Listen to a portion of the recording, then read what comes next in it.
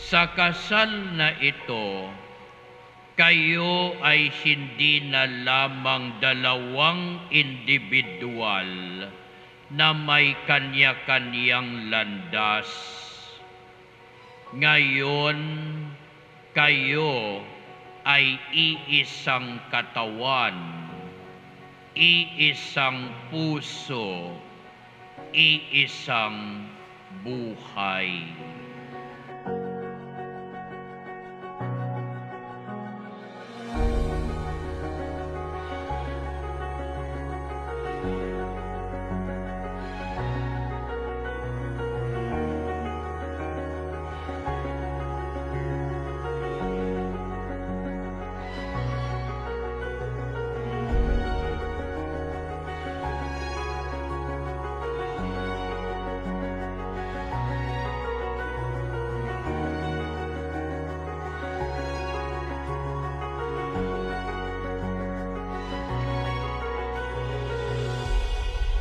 Are you both ready to raise as good Christians the children whom God will give you? Yes, I Yes, I do.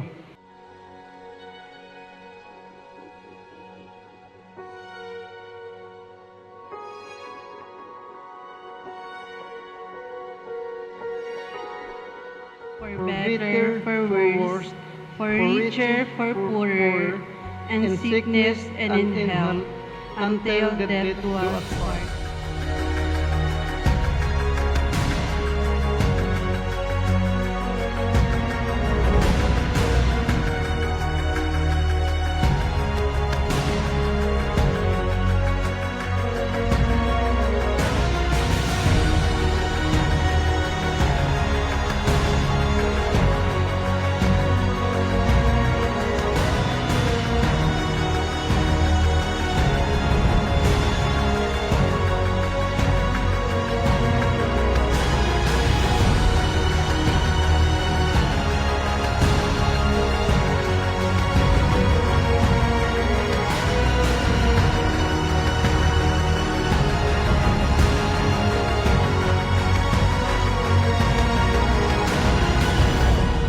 Marriage is part of God's plan from the very beginning.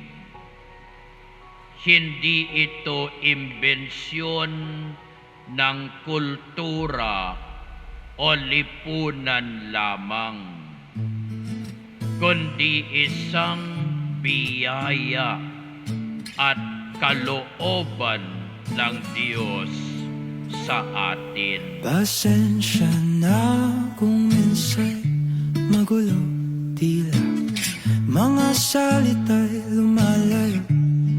Start kami noon, magkatrabaho kami sa SM Mega Mall. Tapos isa akong customer assistant doon at siya ay dicer. Nung napunta ako ng Mega Mall, siguro mga 1 year, more than 1 year ako sa Mega Mall.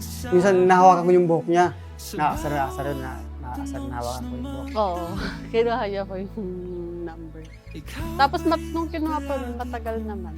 Na bago kami nagkaan. Ang inyong mga pangarap ay magiging iisa.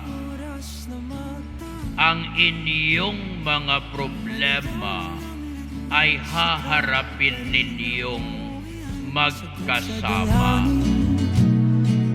Ikaw ang aking pipiliin.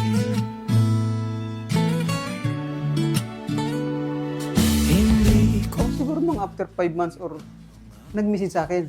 Sino to? Tapos sabi rin, doon na nagsimula din yung conversation na gano'n. Tapos kunting kataon din naman na single, pareha siguro. Sa ako nagkagustuhan naman. Pero nung magka-work naman kami is naungulit na talaga siya pero wala pa kami mga conversation. Tapos nung umalis siya nun is hindi ko pa alam na buntis ako nun. Tapos pinaalam ko lang nung nandun na siya sa sauna. Sa bawat punos na magdaan, ikaw pa rin palagi ko. Nandiyan pa rin si God para ituloy, i-continue niya yung ano namin. Hanggang dulo, kami pa rin talaga yung magkasama dahil yun naman talaga yung kagustuhan namin. Ako din, nagpapasalamat din ako sa kanya dahil sa kabila ng lahat, mga dumating na pagsubok sa akin. Tapos, thank you sa ano ngayon, sa dati, sa pag-aalaga niyo dati sa anak. At kahit mapagod man ang ating mga puso, at ang tadhana'y parabang sumusuko sa likod ng bawat luha't pagkakamali. Hindi ako mawawala sa iyo. Mahal, ito, ikakasal na tayo ngayon. Pagsikap natin dalawa yung pamilya natin na baga kung ano yung pinupunto natin sa huli. Pagtulungan natin ng mahal. Ang laking pasasalamat ko yun sa kanya. Tapos hanggang ngayon, salamat sa lahat din ng sakripisyo na binibigay niya. Oras na magdaan, maligaw man ang landas